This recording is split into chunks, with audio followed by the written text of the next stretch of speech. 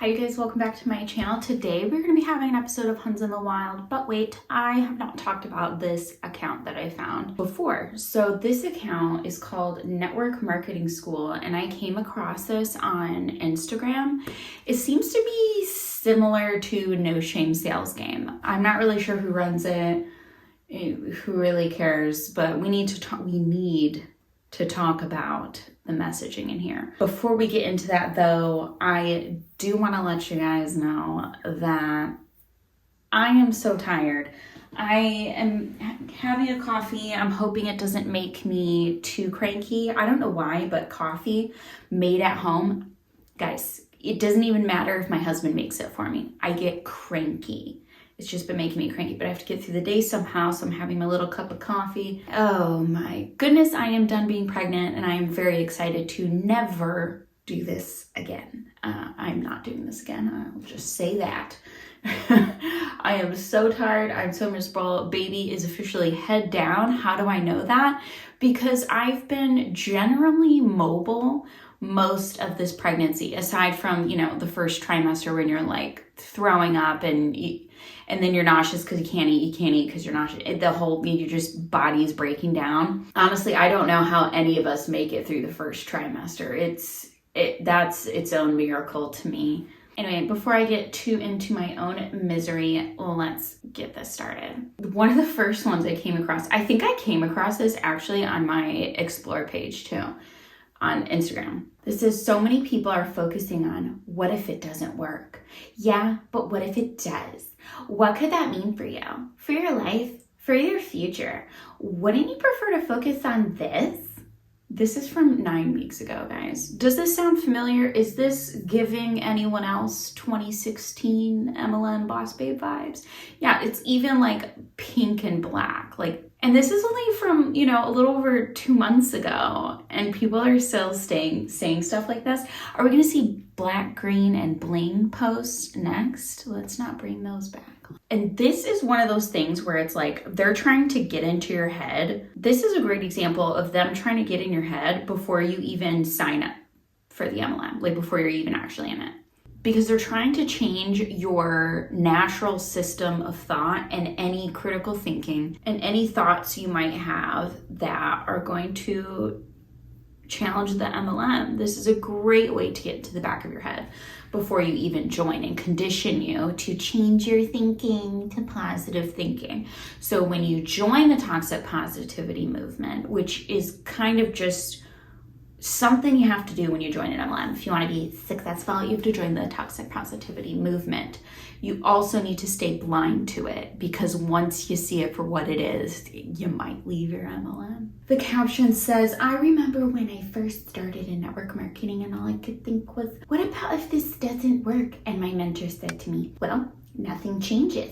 So why not just see what could happen? That's because that person just wanted to get you on their team. MLMers are so desperate for recruits that they are in a rush to get you on their team, because every month they have to redo their quotas. Even though they like to say they're not quotas, they are. How long am I gonna seem better about MLMs? Probably a long time, guys. Network marketing is a scam. Just in. Network marketing statistics in 2019 show global sales of over 189 billion US dollars plus per year, and only growing. That is not necessarily a good thing. Do we remember what started brewing in 2019? That's right, the panini.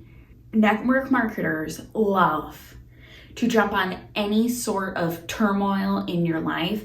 And if it's worldwide turmoil, oh, it's like the payday of a lifetime. You know how they always think, hey, now's the best time to join. They really push that during something like this, an event like a world event like this, where everyone needs money. Everyone's looking for extra stuff to do. There's so much potential and opportunity with this industry, and we truly don't believe it's even scratched the surface yet. I can't even take it seriously. Oh my God. It just amazes me that people still post stuff like this. Please get with the times. There's a huge potential on losing money, your mental health, possibly your faith, all kinds of things you will lose in an MLM, all to just keep chasing something you will never actually reach, because there's really no such thing unless you are one of the OGs in the company and everybody is underneath you and you don't really have to do much except collect a check and keep your account active. Yeah, maybe you can chill in an MLM. But everyone else, aka most people in MLMs, cannot chill. So there's not a lot of opportunity for much except bad things to happen. And people don't make money in those things. Instead of doing your research from Google, actually look into each individual company and you'll realize how false these comments are. I mean, I definitely think that people should deeply look into other companies when considering joining network marketing. Absolutely, you should go look at that. And I like how this person, whoever's running the account, is blatantly saying not to Google things. This is something we hear about happening, and I personally went through with top leaders. They don't want you to Google things. They don't want you to do your own research because you're not really qualified to talk about anything or how the body works and all that, which is true unless you have some sort of educational background. But being someone who's no longer brainwashed in an MLM, I would suggest you do a Google search, do many Google searches, and look into all the companies that you're considering. Sure, do both of those things, and then compare and contrast for a long time. Take your time looking these up. Don't let whoever is trying to get you on their team rush you. You take your time because it is your money you are investing, and your whole all of your interpersonal connections in life are going to be brought into this MLM with you. It's just inevitable. So really take your time. Don't let the MLMer rush you. Do your research as much as you can and try to stay away from those hypey feelings. Okay, because that's what gets a lot of people. Wake up, babe. It's 2022. The irony of her saying this and like, hello? P.S. We have just officially opened Network Marketing School for a 7-day free trial. Oh my God, so you have to pay. If you'd love to dive into the content for 7 days, be mentored, and see what the school is all about, click the link in our bio to join. And here's to your success. If there's one thing successful network marketers all have in common, it's this. They invested in themselves over and over again. Time, energy, and money. And what did they get out of it? A never-ending hamster wheel black hole of time, energy, and money. They're still having to give those things to maintain it. It's not like when you go to work and you clock in, you're guaranteed an hourly rate. And granted, taxes do come out of that because, hooray, I'm living in the USA. But you know what you're going to make. You have an idea in your head. You can actually plan for things. To say that these successful network marketers are investing in themselves is a gross misrepresentation of what's actually happening. You are investing, I wouldn't even call it that, but you are investing in the MLM. You are not investing in yourself. Because if you were investing in yourself, you would do things that directly reward you and, you know, your family if you have one. When I think about investing in myself, time, energy, and money, let's just say in the context of me doing this channel. Time, me taking the time to film and edit, finding content, reading through your guys' emails for content, the energy it takes for me to do that while pregnant, while being a wife, while being a human, while being a mom, and money. I haven't really had to invest money into this YouTube shindig. So probably the most I would say I had to invest was, I don't even know if I can show you. It's my external hard drive, because I had to go through several of those to learn my lesson. And what I get out of that directly rewards me and just so happens to reward others with entertainment and maybe some peace of mind or commiseration because maybe you went through an MLM too. I would consider that me investing in myself. Me investing in myself was not paying the $99 to join It Works.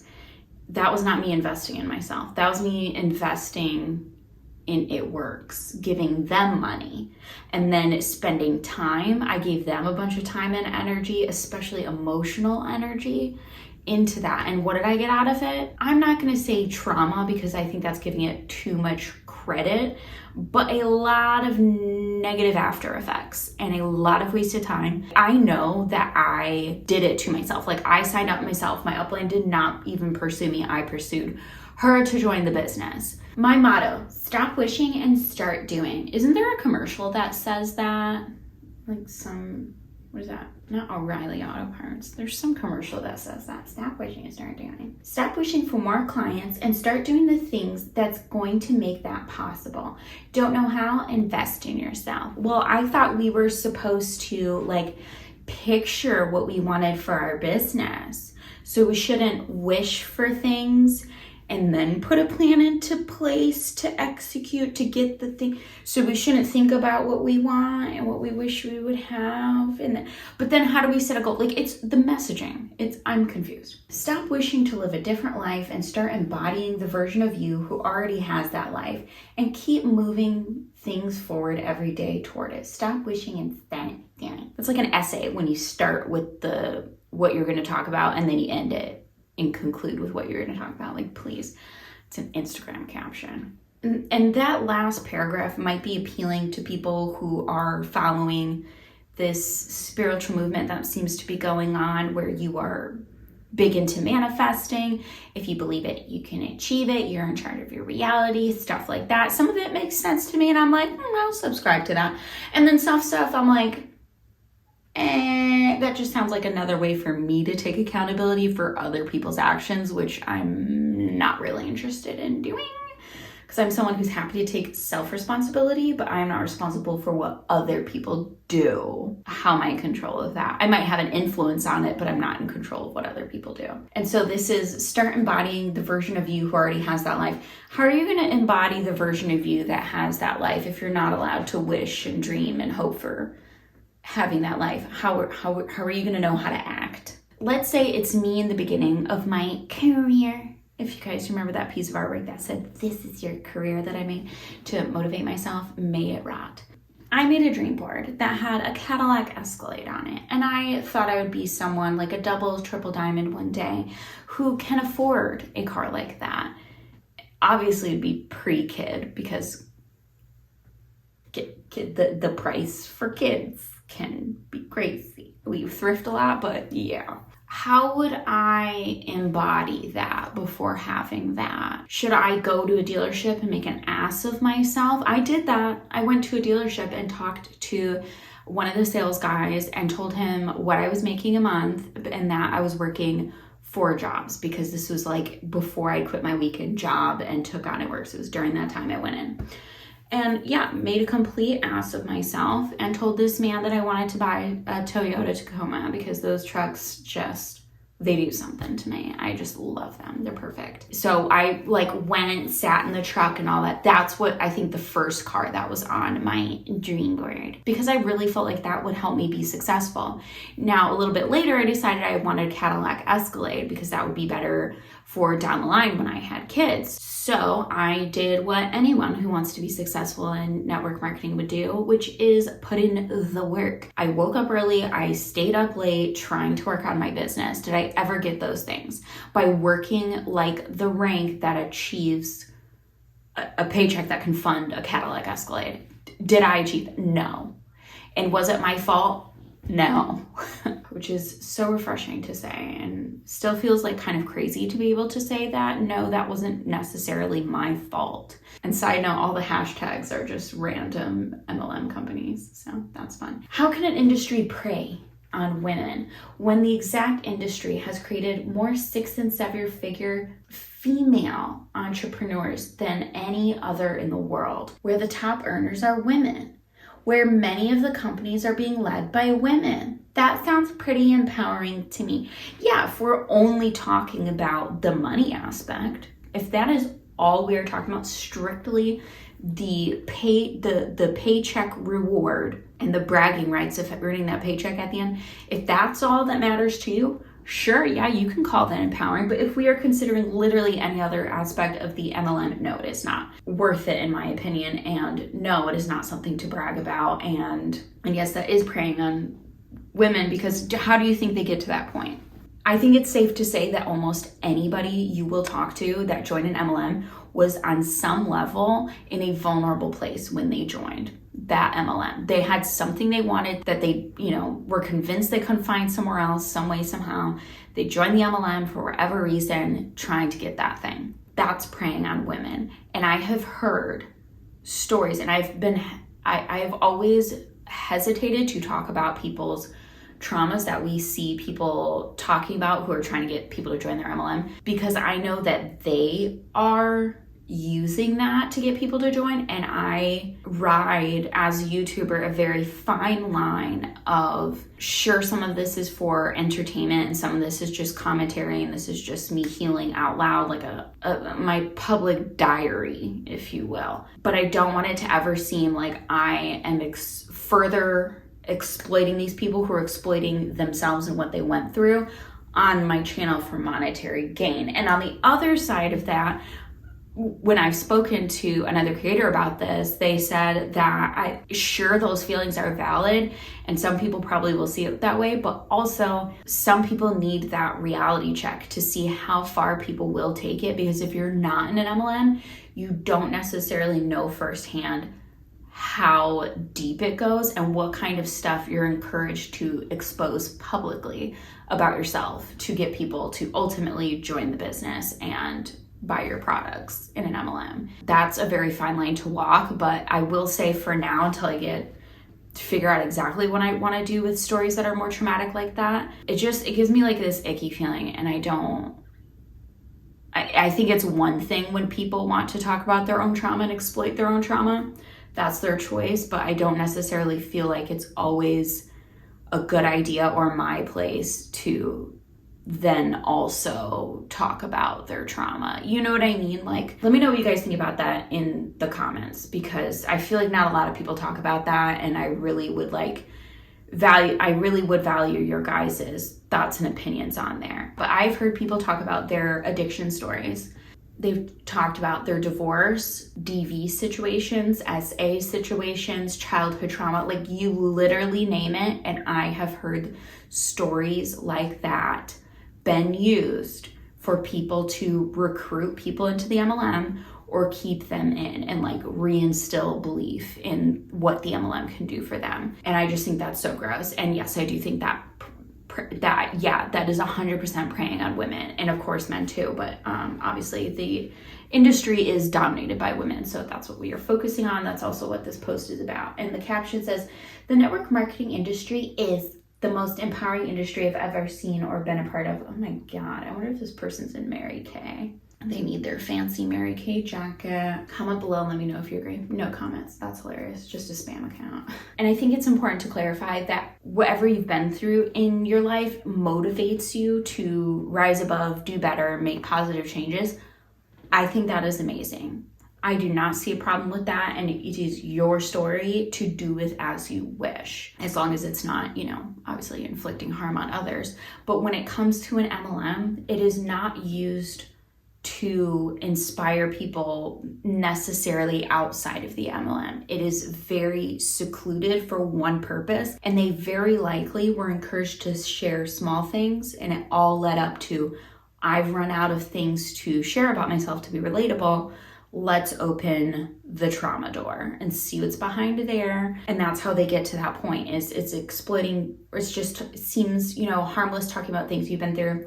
And maybe you had like a bad breakup one time and oh my god, you're so sad, and here was this MLM, to stuff you are in treatment for, like mental health and physical treatment for. And yeah, I just think that's something to keep in mind. So yes, MLMs prey on women. I think does that sum it up? That is going to be all I have for you guys today. Remember, if you have tea for me, I have instructions for how to share that with me via Google Drive. It's not scary. It's not that serious. Or you can email me. But I have instructions for that in the description below. So share with me the tea, because I want to dedicate a video to you guys that have sent me tea and read all of that for you in one video. If you like this video, go ahead and give it a little like-see poo. If you have commentary to share with the class, leave that down below.